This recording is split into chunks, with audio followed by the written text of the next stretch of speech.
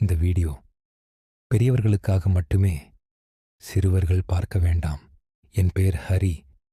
எனக்கு தங்கை ஒருவர் இருக்கிறாள். அவள் வெளியூரில் ஹாஸ்டலில் தங்கி படித்துக் கொண்டிருக்கிறாள்.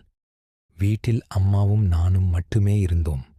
ஒரு நாள் நான் பாத்ரூமில் எனது செல்போனில் ஆபாச படம் பார்த்து கொண்டு சந்தோஷமாக இருந்தேன். இதை நான் எப்பொழுதும் தினமும் காலையில் செய்து வந்தேன்.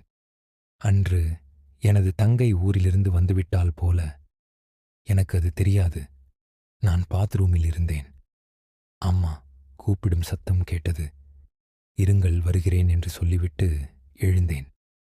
திடீரென்று பாத்ரூம் கதவு திறக்கப்பட்டது.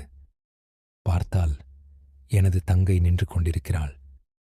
அவள் எனது தம்பி வெளியே விரைப்பாக நின்று கொண்டிருப்பதை எனது தங்கை நன்றாக பார்த்துவிட்டாள். எனக்கு என்ன செய்வதென்றே தெரியவில்லை. வேகமாக ஜட்டியை எடுத்து மாட்டிவிட்டு நின்றேன். ஏன் கதவை தட்டிவிட்டு வரமாட்டாயா என்று அவளை திட்டிவிட்டு அங்கிருந்து நகன்றேன். இரவு 10 மணி ஆயிற்று. நான் எனது ரூமில் படுக்க சென்று விட்டேன். என் தங்கையும் என் அம்மாவும் அவர்கள் ரூமில் படுப்பார்கள். இரவு 12 மணி அளவில் என்னை யாரோ தொடுவது போல் உணர்வு ஏற்பட்டது. பேயாக இருக்குமோ என்று நான் கண்ணை இறுக மூடிக்கொண்டேன். என்னோட தம்பியை நன்றாக தடவி கொடுத்து கொண்டிருந்தது. தடவ தடவ தம்பி எழுந்து நின்றான். என்னால் உணர்வுகளை அடக்க முடியவில்லை.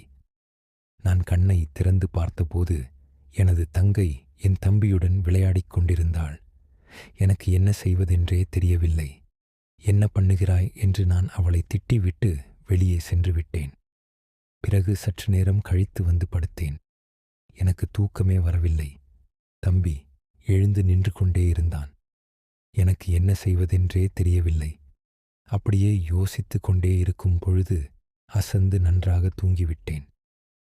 காலையில் எழுந்து பார்த்தேன். என் தங்கையை பார்க்க என்னால் முடியவில்லை. ஆனால் அவள் சகஜமாக என்னிடம் வந்து பேசினாள். எனக்கு கூச்சமாக இருந்தது. அம்மா, காய் வாங்க. வெளியில் செல்ல இருப்பதாக கூறினார்கள். தங்கையை சமைக்க சொன்னார்கள். நான் வர 2 மணி நேரம் ஆகும் என்று சொன்னார்கள். சமைத்து இருவரும் சாப்பிடுங்கள், அண்ணனுக்கு நீ பரிமாறு என்று சொல்லிவிட்டு சென்றார்கள். இருவரும் சாப்பிட்டு விட்டோம். நான் வெளியில் சென்றேன். 1 மணி நேரம் கழித்து திரும்பி வந்து பார்த்தேன்.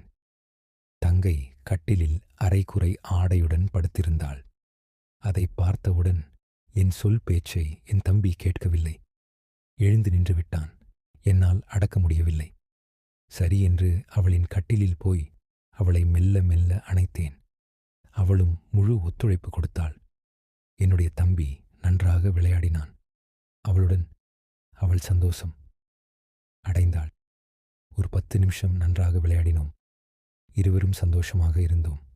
அப்பொழுது என் தங்கையிடம் நான் கேட்டேன், ஆள் நன்றாக இருக்கிறாய், நான் மிகவும் சந்தோஷம் அடைந்தேன் என்று அவளிடம் கூறினேன். நானும் தான்.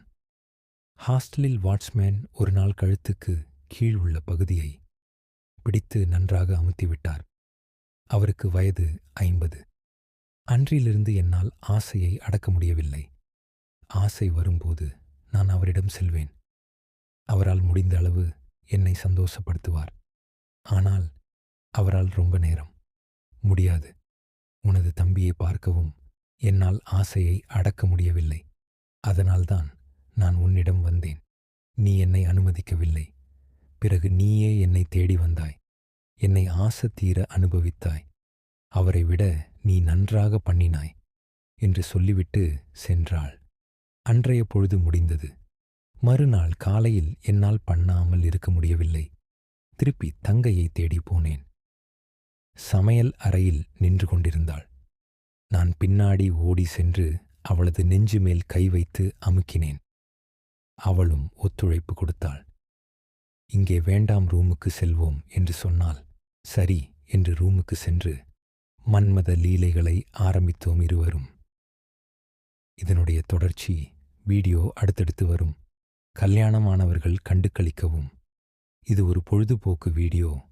இதுபோல் கதைகளை கேட்க சப்ஸ்கிரைப்ஸ் பண்ணுங்கள். நன்றி, வணக்கம்.